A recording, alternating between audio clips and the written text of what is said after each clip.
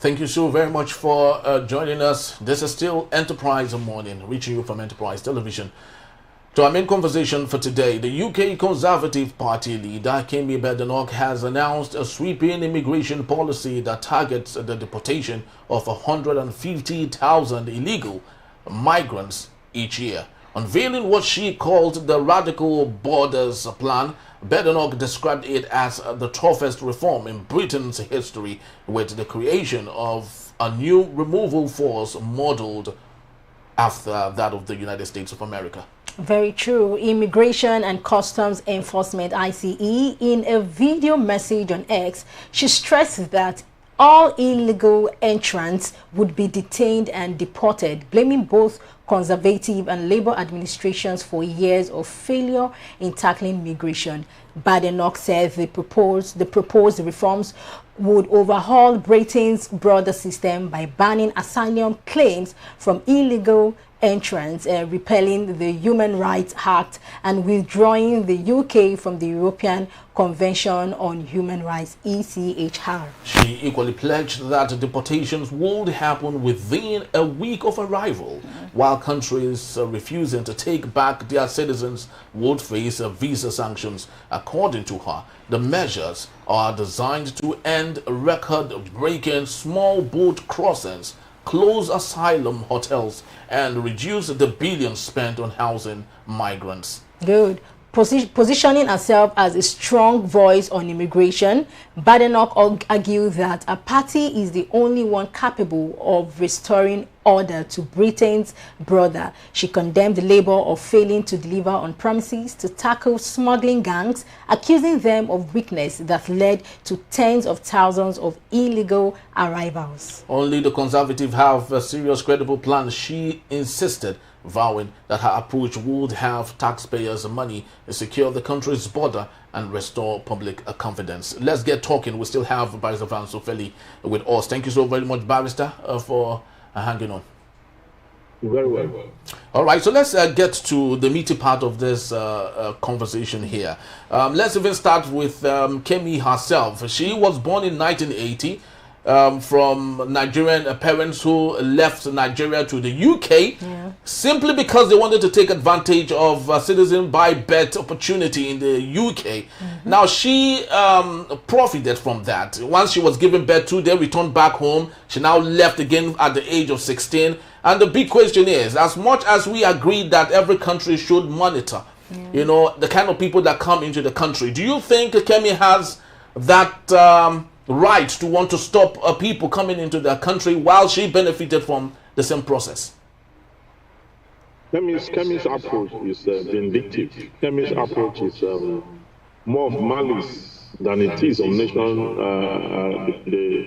national interests. Okay, she had renounced Nigeria on several occasions and expressed her hate for the country of her origin, and had exalted herself to be a Briton by privilege and by right, and so Nigeria is not suitable for the rest of that. And he has made a lot of, even though now he's talking about general immigration issues, but the hate in her stems from the fact that Nigerians are coming to the UK.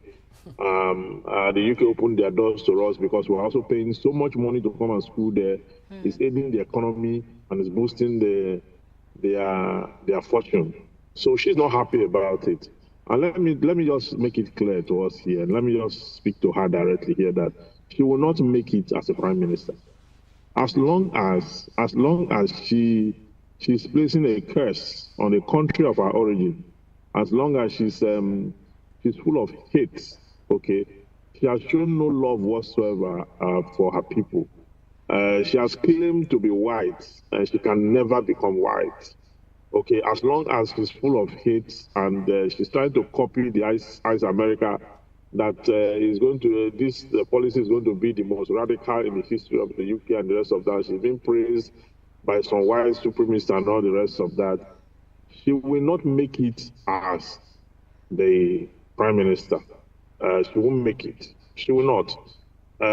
She went as far as saying that she's going to ensure that the UK is withdrawn from the European Convention on Human Rights, okay, which is a very strong organization. It talked about the fact that the issue of asylum will be cancelled and immigrants will be thrown out. They will be arrested, detained, and deported. I mean, we're not saying that the UK should not protect its territorial integrity and its border from the invasion of illegal immigrants. I mean, illegal immigration is wrong under the law. You understand? But when the undertone, it's not even about the legality or otherwise. It's just about the race. It's just about that you are black. It's about that you are from Nigeria. Or the rest. So when the undertone becomes that, then the converse side of it is the prayer that she will not also make it as a prime minister. She will not enforce it. Even when she makes it as a prime minister, she still have the House of Lords and the House of Commons to deal with. Okay? I mean, these are her propositions. These are her propositions. And she has sponsors. She has those who believe in what she's saying as what should be done and the rest of that. And God help her. Good luck to her. She should go ahead. But, these things, when they are muted in malice, when they are filled with hate and hatred, it has a way of boomeranging. It has a way of calling for the head of whosoever is trying to instill hardship on people and the rest of that. So it's her right to do whatever she wants to do, but she should remember she's not white as she claimed to want to be. She's not white. She can never be white. She's black. She will remain black until she leaves this world, and she should go ahead. I mean, God help her. Okay, how might this immigration plan affect the UK's relationship with other European countries? Yeah, definitely. It's not only blacks or Nigerians that are coming into the UK illegally. Yeah. There are other European countries and others who are also coming there. So definitely it will affect international relations. But she doesn't even care about international relations because she feels that UK is self-sufficient. She forgets that the money the United Kingdom raised from immigrants, those who are coming, I'm talking about illegal immigrants now, Yes. is huge because the United Kingdom have a standard transportation system and they have a very good educational system that attracts people from all over the world. Okay, so if you have that, if you now have a drop of illegal immigrants, because most of these people she's referring to as illegal immigrants are like legal migrants who came into the UK to study. After they finish studying, they want to stay. You refuse to give them visa. Yeah, right. Some of them after studying, they want to extend their study. They want to you refuse to. You deny them visa and you ask them they have no right to remain. They should leave the country in the next 2 weeks and the rest of that. Yes. Who does that? No, people are not really buoyant that way to just leave abruptly. So when they now turn illegal immigrant, what you're not saying is that you arrest them, you will detain them, and you will deport them. You forget that they were once legal migrants a few years down the line. True. That they paid fees, they paid tax, they worked and contributed their quota to the development of the country. And just because they are now out of status in 1 month, you want to arrest them, you want to deport them, you want to jail them, and not to do all that. It's not fair. It's not fair. We have to give this a human face, no matter what anybody thinks about it. The fact that people migrate to your country does not mean they don't have a country of their own. Or if their country is so messed up and they choose and desire to be in other countries, it's not wrong for people to choose where they want to live. So you should make the system easier for them to adapt into the process and that will not in any way demean you or change your story or make you now poor or the rest of that.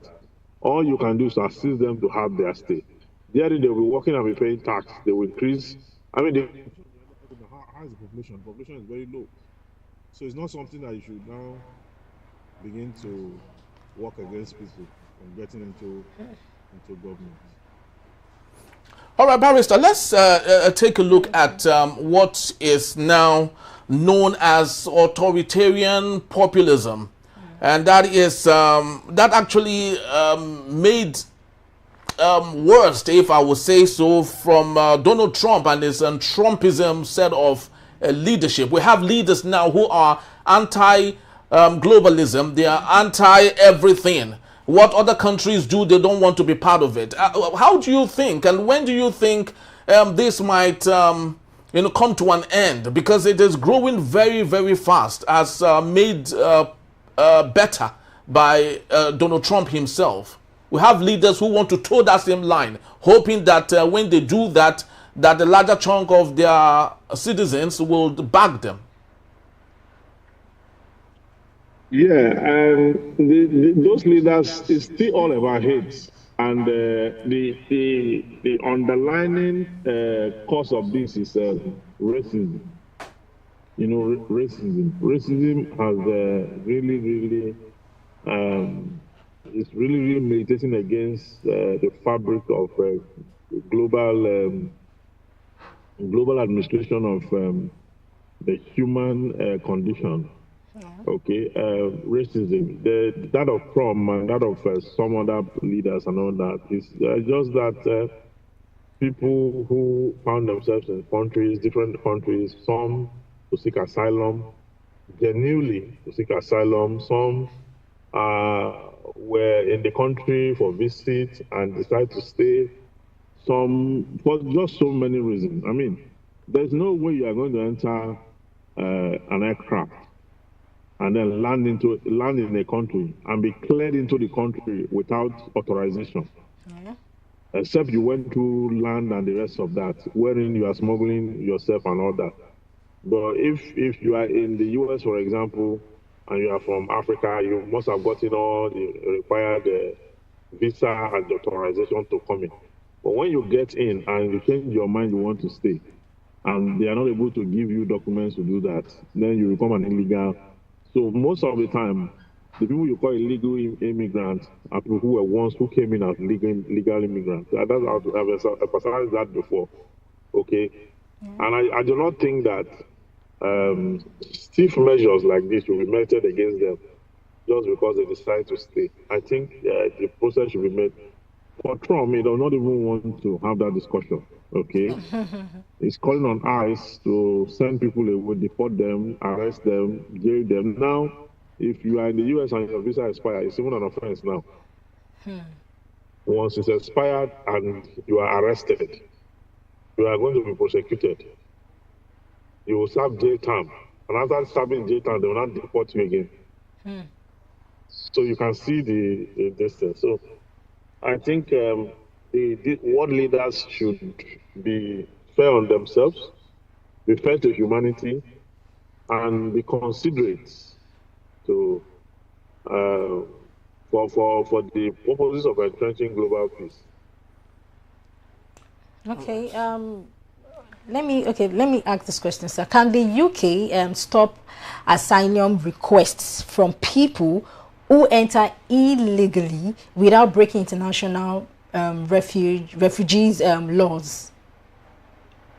Yeah, a country, apart from international refugee laws and apart from any international law, the country has its own municipal laws. Yeah. Yes, and because the country is a sovereign state, sovereignty dictates that you can make laws, okay, to determine who comes and goes into your country, whether you want to make asylum a thing or not. You understand? Yes. In many European countries, asylum seekers really get they get a lot of benefits in many European countries and some countries in North America like Canada. But in the US, it's not a very good thing to do. In UK, there was a time when if you seek asylum in the UK, they take you to prison. From prison, they take you to Rwanda to go and do the asylum. They had a treaty with Rwanda then. Before it was contested, someone went to court and it was contested. The policy was not cancelled. So you can see that every country can come up with a municipal policy on asylum and the rest of that, and refugee and the rest of that.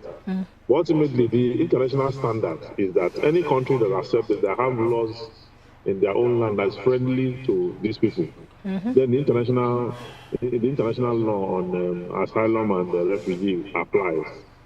because this country also gets a lot of grants from the European Union for the purpose of taking care of people who left their country genuinely under threat. For one reason or the other, their country, they are up against the government for one reason or the other. During the NSAS, many people fled the country, but they've been changed by government. Okay, during the military rule in Nigeria, a lot of people fled the country, like many of them, the owner of the Deportation magazine, even Tinubu, the current president Tinubu, many people fled, you understand? It was asylum, they survived under asylum in the UK and other countries. Okay? So now that, at that time the world is even a little bit peaceful. Now that the world is really bad, is it the time for you to come and be introducing such kind of thing when you know that people can at any point be chased? People have been chased by Boko Haram. There are people in IDPs, some of them dislodge themselves from IDPs and take off from the country because they have been chased and they are about to be killed. Okay, so once their story is genuine, why would you take them to Rwanda? Why would you take them to face another similar distance? So these countries that do these things, they should. And many of the time, those leaders who enforce that are people who are immigrants themselves. Yeah. Trump, for example, his father migrated from Germany. Okay? So his father was an immigrant. His father was in America illegally for so many years, including the mother. Yeah. Kemi Badenoch, that is doing this nonsense now. Okay? She's also the father and the mother were immigrants in the UK. They even had to return, at some point before she went back. So what has given her this temerity now, this audacity, to be making this such high demand against other people when she's a byproduct of the same migration. So most times, those persons who are a byproduct of this situation are the ones who come with stiffer rules. I'm sure that nobody benefits from it any longer. All and right. It's unfortunate.